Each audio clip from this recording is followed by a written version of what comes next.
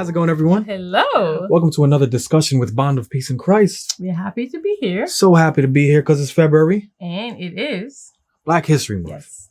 And we were trying to figure out how is it that we can incorporate the topic, well, not so much the topic of Black History Month, but the elements or the theme of Black History Month into what we do here at Bond of Peace in Christ. As a community of believers, we have been having conversations for the past over the past Few maybe years. 2.5 years, Yeah. Surrounding what we can do to make sure that everyone in our ecclesias, those from different cultural backgrounds, feel like our ecclesias or places of worship are a place where they feel comfortable enough to come in and worship God.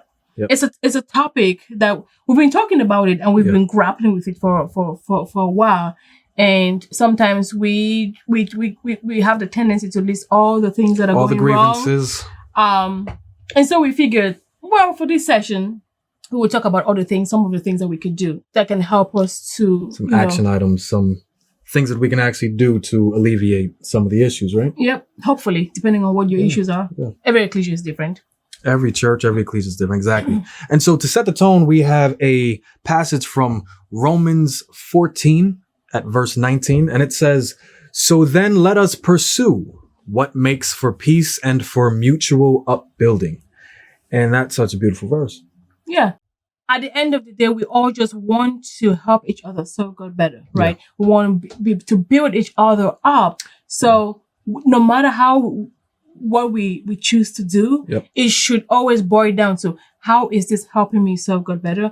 How is this helping my brother or my sister serve God better? And how is this helping all of us to build edification? At the end of the day is what matters. Exactly. Right. It takes the one body with different parts, and those parts have to sort of like figure out a way to work together. And the process by which we go through, It's different. It's different depending on where you are or your makeup, Yep. And so we're going to dive straight into it, right? And so this first tip or action item is to exercise some empathy and compassion. Yeah. And I know that I think that when we're talking about this and just discussing and trying to think of, like, asking ourselves what would Jesus do? We throw the word empathy a lot out these days. It's something that's very prevalent in our society. We want to be empathetic. We want to show empathy, but there's something that scripture, when we think of Jesus and when we talk about Jesus and what he did, scriptures always say he was moved with compassion. He was a compassionate person. But so, and not to cut you, but so there's actually a difference in definitions for the two. So empathy is being able to feel someone else's pain. Right? Possibly. And so compassion is to actually feel someone's pain so much that it moves you to do something about it. Empathy does not require action. Compassion does. Yeah. And so we're going to dive into a couple verses, some examples. Yeah. And then after, we can go ahead and read the verses. And so Matthew 14 verse 13 says, "Now when Jesus heard this, he withdrew from there in a boat to a desolate place by himself. But when the crowds heard it, they followed him on foot from the towns." And the backstory with this is, I think it was just after John the Baptist had been beheaded, and his disciples came and told Jesus that John had been beheaded. And so Jesus withdrew himself into a desolate place. and then continuing at verse 14, it says, "When he went ashore, he saw a great crowd, and he had compassion on them and healed their sick." And it's interesting that every time the Bible talks about Jesus having been moved to compassion, having compassion, it is followed with some sort of like action to alleviate whatever the problem was or whatever the crisis that the people were facing. And I get empathy, but we have to understand that it's not, some people, you will not be, some things that I experience, you might not be able to feel my pain. You can't carry that pain for me. You can't carry the pain for another person. Sometimes all it takes is for you to care enough. Care about that pain, because when you do, then you have compassion, and then the compassion is going to push you to act. And this is a perfect existence. Jesus moved like that. He was always moved with compassion. He had compassion on the people, and he always followed with action to do something about it. So while we are in our various ecclesias depending on what is happening or what comes to light. It's not enough to just sit and listen and be empathetic. We have to follow the footsteps of Jesus. We have to actually want to do something about it to make a change, to alleviate the pain, but it starts with listening. Definitely. Right? It definitely starts with listening. It starts with understanding because sometimes we do it backwards. Sometimes we don't listen, and sometimes we try to provide solutions for to a problem that we don't even understand. We don't even understand completely. Yeah. That's a powerful thing. We're trying to fix something that we haven't spent the time to listen long enough to figure out what the actual issue is. And depending on the issue, sometimes you might not even need to do anything. Sometimes all you need to do is listen. Other times, depending on the gravity of the situation, you might need to act.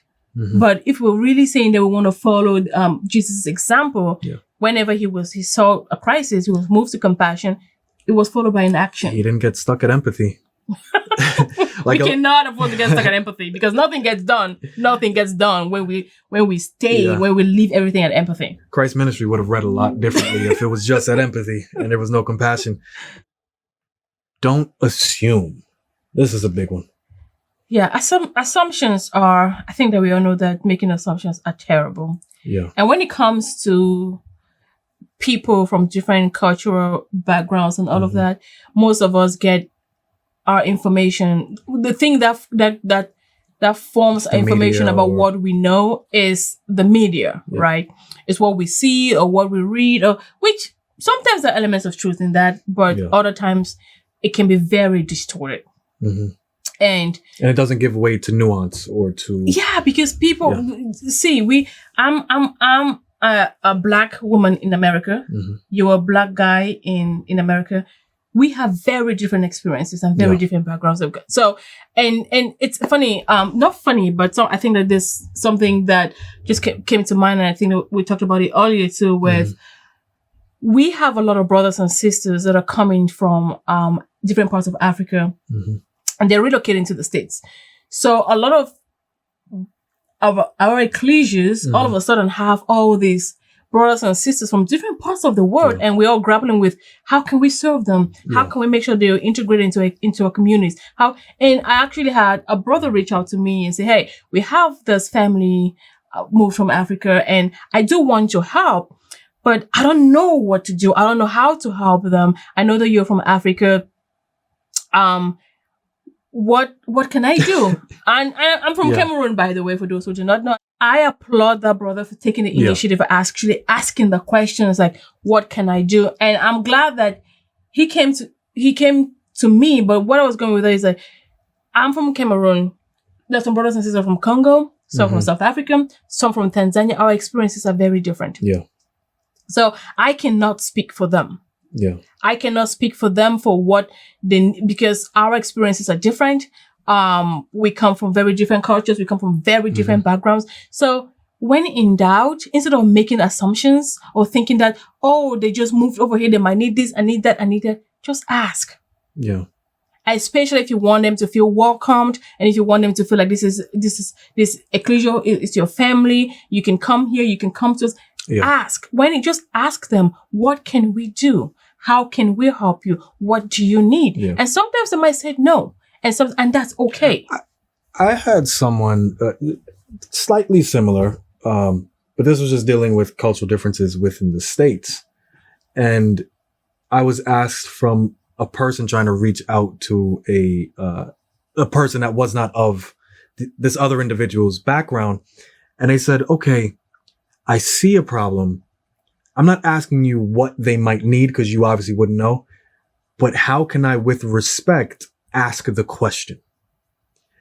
And sometimes we could get lost in helping we lose people at the question, the way that we assume that somebody needs help. Yeah. Oh, you came here. You obviously don't have food and water. Oh, yeah. So how to go about being respectful that you don't know people's situations. How can I ask this in a way? And I think we should really and for some people, what you think is normal for you might be very different. It might be something that is the experience for another person. Even though you're trying to do good, you're trying to help. It might come as a really not so great idea. So we have to be gentle with our ask and give. don't expect people to answer the questions in your time. Give people, you might ask it, they might not want to answer it, they might not. So, and that's okay. Yeah. Meet them where they are. Give them the time to get, I don't want to say integrated, to understand what is happening. And then when they're comfortable, they will talk, but we can never stop asking, right?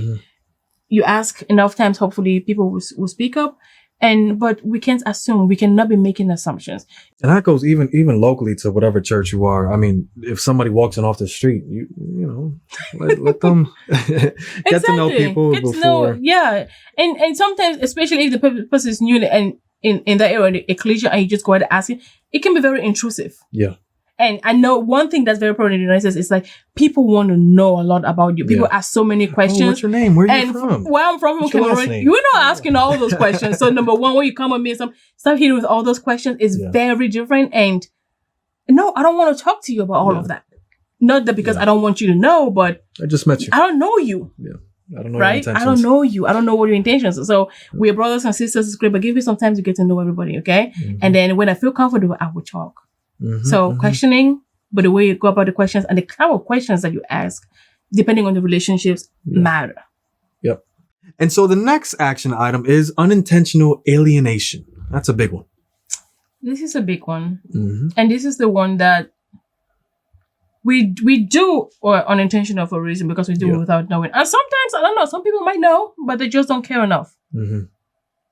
I think that we're very good as believers of saying that the houses of worship, the place of worship, and our ecclesias are places where everyone is welcomed. Everyone can come in here and feel comfortable enough to want to serve God and want to serve one another. And when we make that statement, what does that look like? And what does that mean? Yeah. Right? So depending on your ecclesial makeup, your demographic, and if you have different cultural backgrounds, or you might need to do some things differently. Let's take it for something as easy as just the kids. In Sunday school, we like to use picture books. We like to use different toys.